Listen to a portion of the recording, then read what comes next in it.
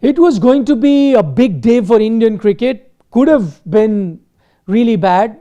Almost would have marked the end of India's campaign at this T20 World Cup. That's how close India were of elimination. But as it turns out, it's been a very happy Thursday. Both results really falling into place for the Indian team. Now they are in a stage where the entire tournament is upon them.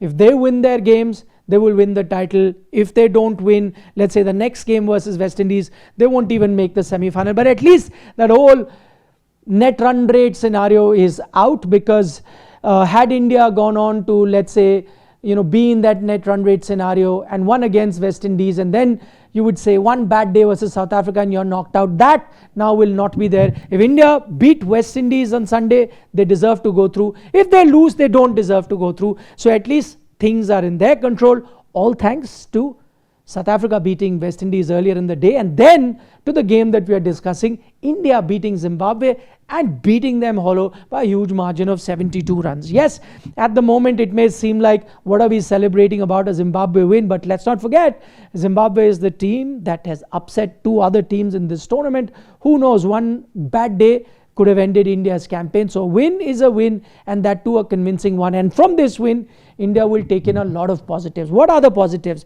I think the biggest positive for me is no individual, but collectively. By which I mean an Indian batting order firing. Because this, believe it or not, is the first game of the tournament where India have batted like the India we know. India came into this T20 World Cup as the absolute favourite. Why? On the basis of their batting, on the basis of the destruction that they were causing with bats in their hand. That's why teams were fearing them. And yet, throughout this tournament, we did not see that sort of a batting display. Today was the first day. 256, the second highest score in the history of T20 World Cup is what India notched up. Now, don't tell me it's come against not a very good Zimbabwe bowling attack. As I said, this Zimbabwe bowling attack was the reason the likes of Evans, Muzrabanis, their spinners, even the captain in Sikandar Raza, who bowled well and got Zimbabwe undefeated to the Super 8 stage. So, runs are runs.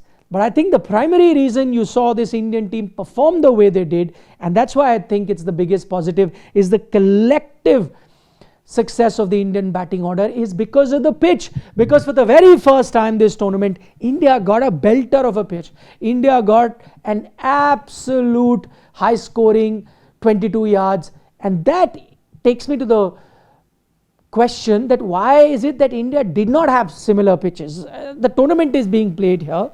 I'm not saying you manipulate pitches, but home teams always get that advantage. But in an effort to try and disrupt the other team, India were coming up with slightly tackier pitches during their tenure here in India. And that was counterproductive for this Indian team. The very first time, and because it was Zimbabwe and you could scare them with your batting, you opted for an absolute belter of a track. But listen, even against South Africa, I think now in hindsight, a red soil pitch, a good high scoring pitch in Ahmedabad would have suited this Indian team better against South Africa. To trouble South Africa, you came up with a black soil pitch thinking that they'll get troubled by slightly, stop go sort of a pitch, but eventually they adjusted to those conditions better and you faltered. It's happened in the past as well. Sometime to try and trouble other teams or try and think that we'll trap other teams with these kind of scenarios, you end up sacrificing your strength.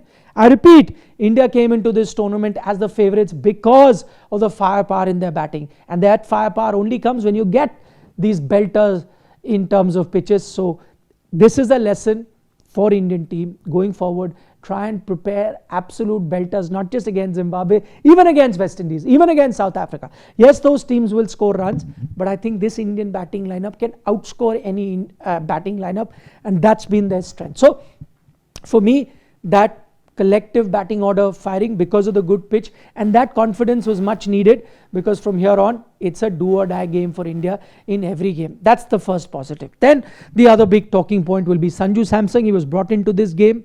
He got 24 at a very healthy strike rate. Opinions are divided. Some are saying I'll take this 24, it's a good contribution, that's his job. Some are saying no, how long will he keep getting starts and not give you a big one? That is what we expect from an opener. He doesn't do it consistently. So opinions are divided. You ask me, I'll take Sanju Samson's knock. I think he did his job. And I don't think the 24 runs is his contribution. I think he contributed in two other ways which make his inclusion a top one. What are the other ways he contributed in? 24 runs, quick fire, good base, one. Secondly, in a way shielded Abhishek, who you wanted to be amongst the runs. And he was getting out early because he was being the aggressor. This time, Sanju said, I'll take on the aggressive role. You take your time.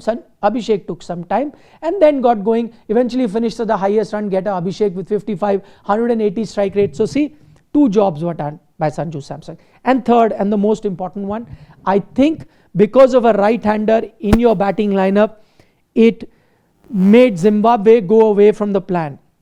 What's the one thing that teams have been exploiting against India? Because of their three left-handers on top, you would get an off-spinner in the power play.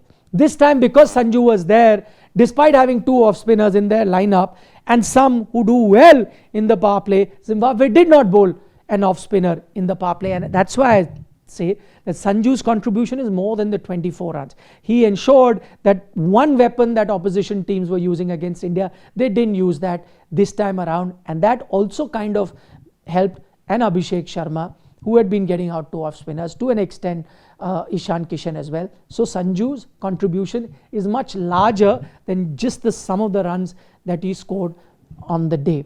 Going forward, many might say, do you continue or not? I think now you've reached a stage where, because India is playing, every game is a must-win game. I don't think they'll make any change to the batting order.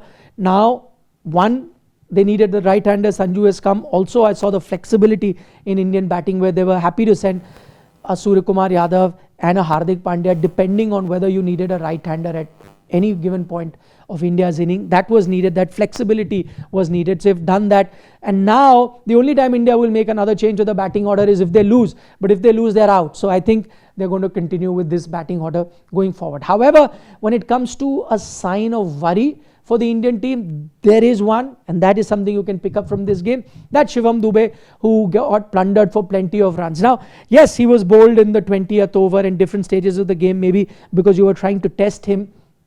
But the fact of the matter is, now 2 games in a row, even when he's bowled in the middle, both against South Africa here, 1 over there, and then 1 towards the end, he has been taken for runs. And the issue is, each team needs a good combination of not just 5 bowlers, 6, 7 bowlers on a given day.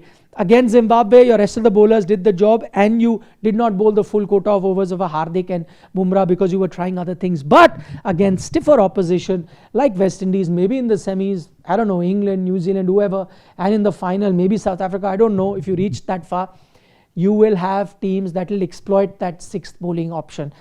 Till now, we were very confident that Dube will do the job, and he was giving you signs of being a much improved bowler. But now for 2 games in a row, you've seen batters, they've taken to him, they've said he's the 6th bowler, we're going to get the maximum amount of runs from him, we're going to utilize that. And every time he's put under pressure, he seems to crack a bit, a lot of wide deliveries, he's trying to bowl, which is telling me he's trying to escape from being hit, and that's never a great sign. So 6th bowling option will be needed going forward, and that has been a bit of a worry. And why I'm saying even more so, the other strength that we had was Varun Chakravarti.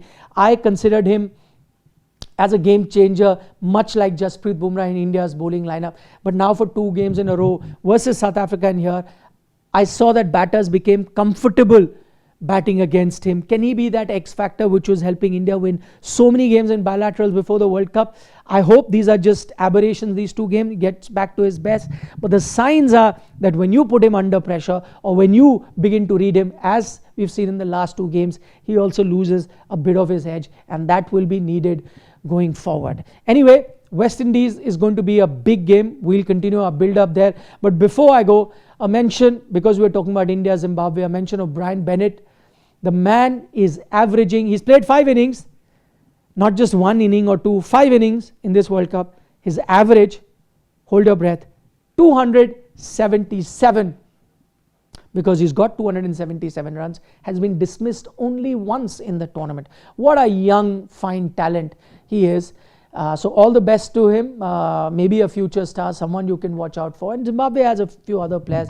Muzrabani did well. And Garva, not his day today, but otherwise has been doing well. Sikandar Raza has been top notch. Evans has been doing a lot of work for them. So they have a talent to work with. I think more and more exposure at the top level will do them a world of good.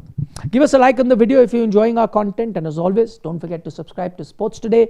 You are watching Match Report India versus Zimbabwe with me, Nikhil Naz.